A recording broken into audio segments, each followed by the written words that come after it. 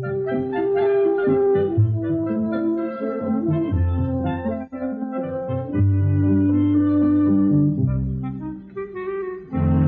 your homework going? Pretty good. I'm boning up for a history test tomorrow. Would it help if I went over it with you? Thanks.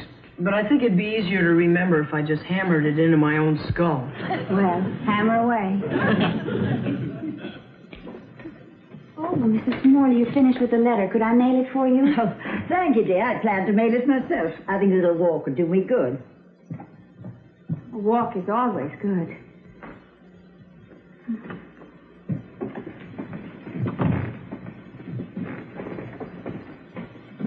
Hello. Hi. Anything I can do for you, Mr. Morley? Oh, no thanks, Katy. I'm just doing some work on this speech for the committee tomorrow.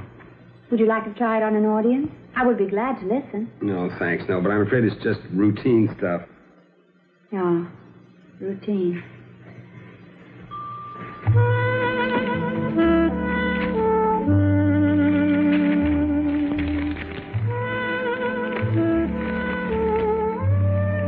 Anything in the paper? I don't know yet. You won't find any news there. That's the classified section. I know. I'm looking for something. What? Here it is. Woman wanted.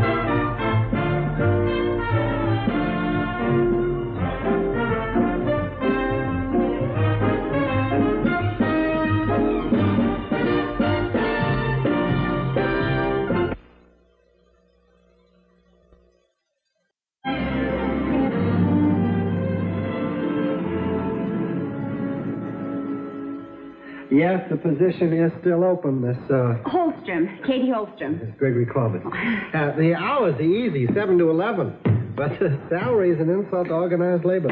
Well, I will not take it personally. What experience have you had? I've had no experience selling books, but I'm very well organized and a hard worker. No, I'm sorry, Miss Holstrom. I need a girl who knows the business and can sell. Oh. Please, may I try with him? Oh, he doesn't want anything. I can always tell a buyer from a browser.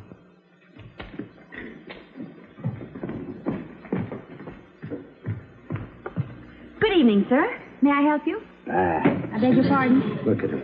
Look at him. All trash. You do not like any of these books? They're not writing good books anymore. There's not a one I'd care to own. Now, these three are very popular. Trash. Nothing but trash. They're not writing books like they used to. I know I can find you one. You can't. No one can. Good books are out. Trash is in. Here's one I know you will like. The Deteriorating Literary Scene. By the author of Whatever Happened to Good Books. Say that? Wrap it up. That will be $5 even. $5? They're not making prices like they used to either. Thank you. You're welcome. Well, I guess you're hired. Oh, thank you. I will try very hard. But before you start, there's just one thing you ought to understand. What is that? Ours is to be strictly a business relationship. I beg your pardon?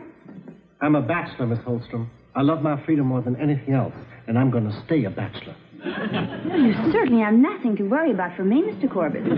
I'm sure I can control myself. I just thought I ought to tell you that because of what happened with Alice. That's the girl that just quit this job. I'm sure I'll hate myself for asking, but what happened with Alice? A gentleman does not tell. A gentleman does not insinuate either. The point is that I prize my freedom very highly, Miss Holstrom. Remember that. Your freedom is in no danger for me, Mr. Corbett. Remember that.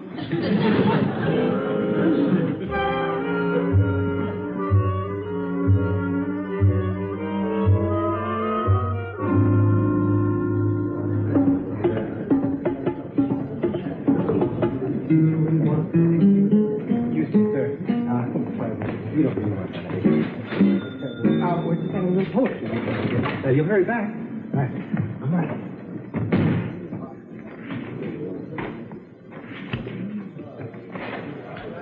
You're locking up? It's only 8 o'clock. But tonight's poetry night. We can't have a lot of customers barging in here disturbing us. There are many more important things than money. Strange way to do business, locking out your customers. Bring our finest work to these readings, and one cannot achieve a mood with the strangers breaking in. Very fond of poetry. This is the first time I've ever met any real poets. Real? What is real and what is imaginary? Who knows?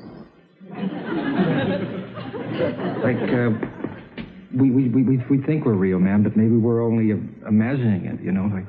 Good. Really? Well, let's get started.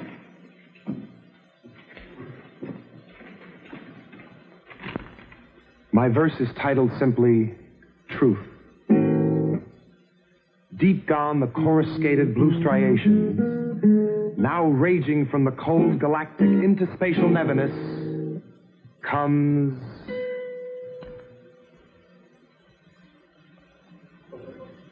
silence.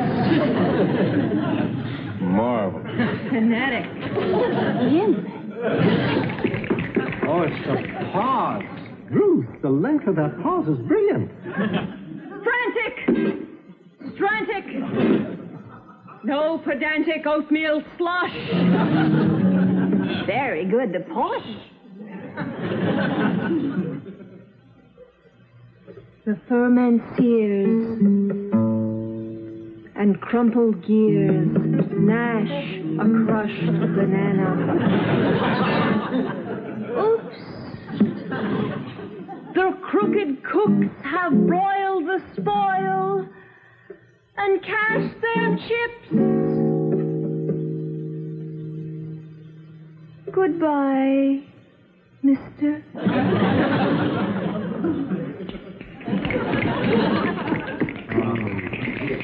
What does it mean? That's the beauty of an abstract verse. It means what you think it means.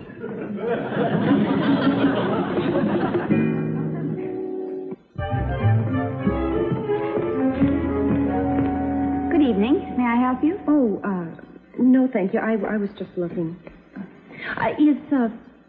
Is Mr. Corbett in? Oh, yeah, he's busy in the stockroom. I could call him for you. Oh, no, don't bother. I didn't want anything, really. I used to work here, and I was just coming by for... You must be Alice. I'm Katy Holstrom. Mr. Corbett has told me about you. Oh? Well, how do you like working for him? Well, all right. He is a little wrapped up in his work. Yes, and in his freedom. Nothing's more important to Mr. Corbett than his freedom, whatever that is. Yeah, he's mentioned it. Yes.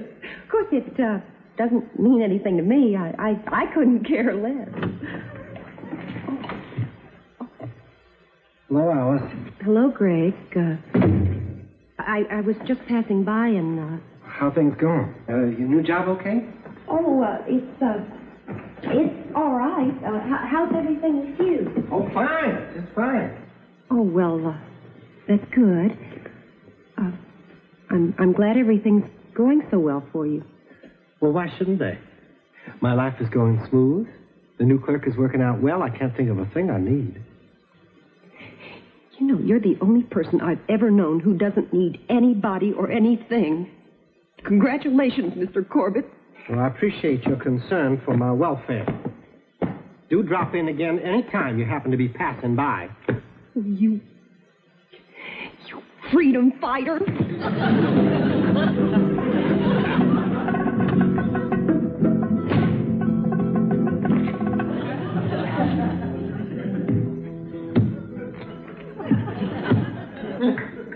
It seems to me you missed the girl.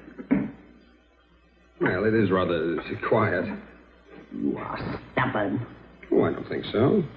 Why don't you ask her flat out to quit the job and stay home? I don't think that'll be necessary. I'm sure that Katy will come to her senses sooner or later. Not Katy coming to her senses I'm worried about. It's you. Oh, I see.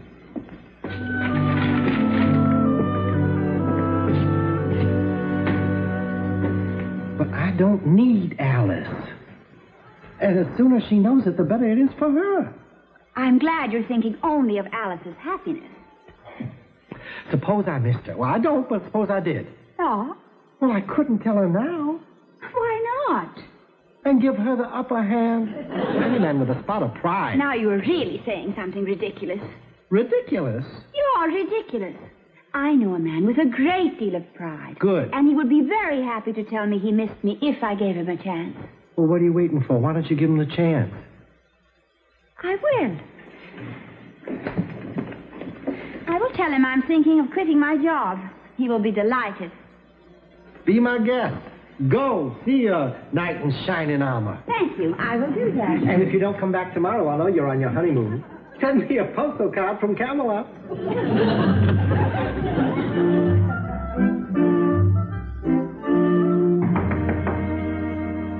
Come in, Mother. Oh, Katy. Gosh, is it that late already? No, I'm home early. Well, good. Sit down. What would you say if I told you I was thinking of quitting my job? I'd say it was the smartest move you could possibly make. Why is that? Because it was nothing but a silly whim to begin with. Oh? I knew all along that you'd come to your senses and realize what a mistake you'd made. Well, it must be nice to be right all the time. I'm not right all the time, but in this case, I certainly was. Now, your moonlighting job was nothing but a little toy. You played with it for a while, got bored with it, and then decided to come right back here where you really belong. Well, I'd hoped that you'd be glad to hear that I might quit my job because you missed me and wanted me near you. Well- But now I'm just a silly schoolgirl who plays with toys. No, I didn't And coming say from a exactly man who's always right. Now, Katy, I did well, not perhaps say I I should was go back to my toys. Katy, I Please, did it's not- all settled. I mean, you're keeping the job? Congratulations, Mr. Morley. Right again.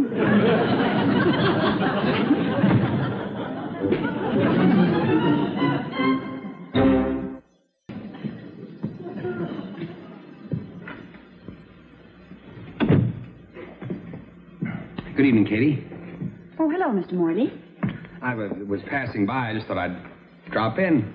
This is the place of business, Mr. Morley. Oh, I'm here on business. I came to buy a book. Which book? Well, the title is America's Fiscal Policy by, Clinton Adcock? That's the one. I'm doing some research on a speech. Here we are. Katy, about last night. Mr. Morley, I do not wish to discuss last night.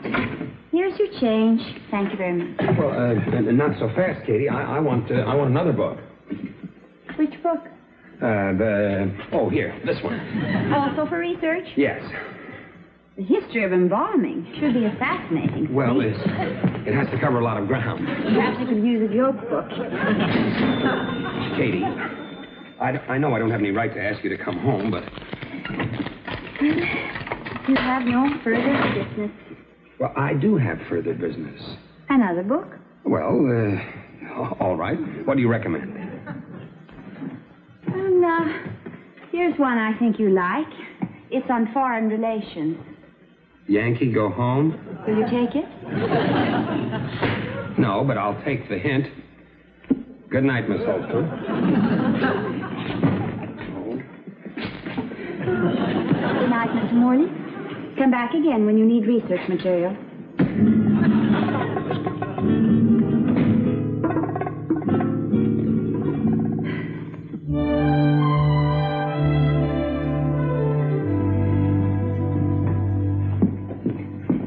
I'll be late tonight. We're having another poetry reading. Oh, I don't like your modern poets. I'm faithful to Longfellow. The one who shot the arrow? Into the air. The modern ones are different. I think they shoot an arrow into the dictionary and use whatever words they happen to hit. I don't doubt it. Anyway, I enjoy it. Being in a bookshop is so exciting and so stimulating. It's such a wonderful job. Well, I guess I better go. Would you like me to drive you to work, Katy? No, thank you, Mr. Morley. I'm sure you have work to do. Are you using the book I sold you? The History of Embalming? Yes, very useful. The history of embalming. It's for a speech.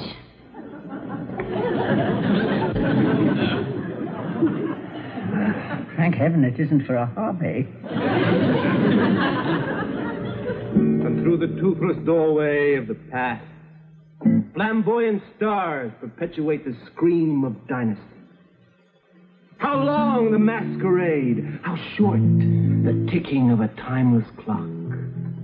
When armies march with elephantine feet across the belly of the universe. How long? How short? How short?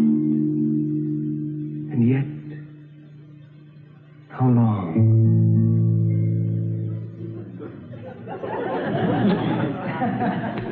Thank you, Jonathan. Oh, the best thing you've ever done is utterly vibrant. Worthy of Bill and Thomas. The same quality of intoxication. Look.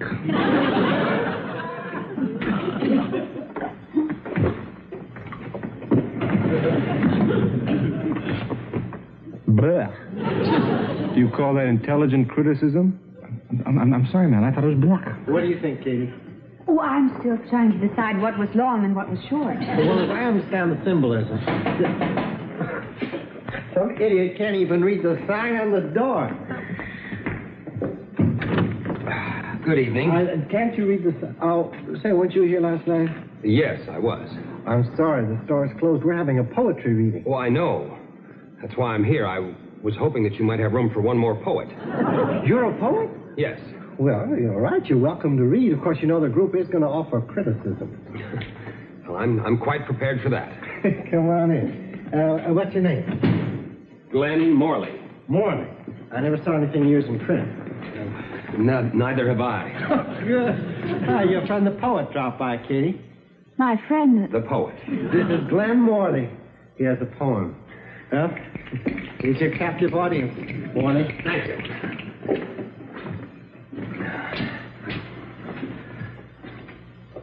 Oh, my poem is called Ego on the Run. Once I had a person around me all the time, a very fine, dear person who thought a poem should rhyme. Now the nights are lonely. My life is not the same. I've been a stubborn idiot, and I'm the one to blame. So I have come to offer apologies most humble. I want you, and I need you. Bill Bailey, won't you please come home? Bill Bailey, won't you please come home? It's symbolic. That is undoubtedly the worst drivel I have ever heard. An atrocity. It's utterly banal. Man, the lowest. It's only virtuous brevity. Any more and I would have been ill. I am sorry, but I'm afraid I write for a very narrow audience. I'm a hitman like you and Bill Bailey. Mr. Morley, you haven't heard my criticism. I think it was a beautiful poem. Oh, come on, man. Yeah, I do. It was a beautiful poem. And what's more, since coming here, it's been the only poem I've understood. Thank you, Mr. Bailey. Mr. Corbett, once I spoke of quitting my job if conditions were right. Now they're right. I see. So this is the white knight. Yeah? Well, I need you here. Oh, that's very gratifying. But I know your dedication to poetry. Well, yes. Well, this budding new poet needs encouragement and a great deal of private instruction.